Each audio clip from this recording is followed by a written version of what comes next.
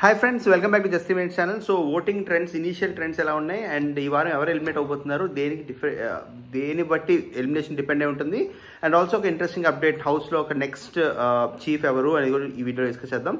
చాలా quick video మొత్తం చూడండి. ఫస్ట్ టైం చూస్తున్న ఛానల్ సబ్స్క్రైబ్ చేసుకోండి, అలాగే వీడియో లైక్ చేసేది చూడండి.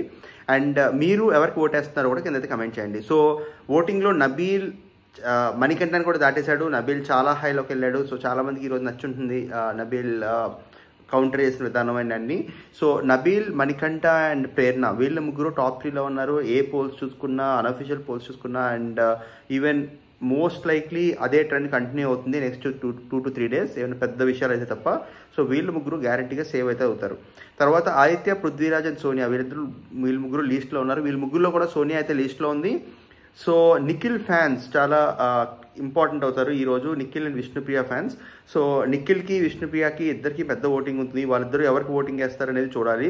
సో వాళ్ళిద్దరూ కనుక ఒకవేళ విష్ణుప్రియ ఓట్స్ పృథ్వీరాజ్కి వచ్చే ఛాన్సెస్ చాలా ఎక్కువ ఉన్నాయి. సో అలా అనుకుంటే Aditya versus Sonia. So Nikhil fans సోనియాని ఎలిమినేట్ చేయడానికి ఆదిత్యకు ఓట్స్ వేస్తే కనుక సోనియా ఎలిమినేట్ అవ్వడానికి చాలా హై ఛాన్సెస్ ఉన్నాయి. లేకపోతే కనుక ఆదిత్యకి, సోనియాకి 50-50 ఛాన్స్ అయితే ఉన్నాయి. సో ఇది కరెంట్ ట్రెండ్ ఉంది. ఈసారి మీ ఫేవరెట్ కంటెస్టెంట్ ఓడేసుకుంటూనే ఉండండి, ఎందుకంటే అన్అఫీషియల్ పోల్స్కి అఫీషియల్ పోల్స్కి చాలా డిఫరెన్స్ ఉంటుంది. ఎప్పుడైనా స్ట్రాంగ్ కంటెస్టెంట్స్ కనుక నామినేషన్స్ లేకపోతే అన్అఫీషియల్ పోల్స్ కరెక్ట్గా చెప్పవు. ఎందుకంటే అన్అఫీషియల్ పోల్స్ ఎవరు ఫ్యాన్స్ వాళ్ళకి వేసుకుంటారు, కానీ నిఖిల్ ఫ్యాన్స్ వచ్చి వేరే వాళ్ళకి ఓటేయడం అంత ఎక్కువ చేయరు అన్అఫీషియల్ పోల్స్లో.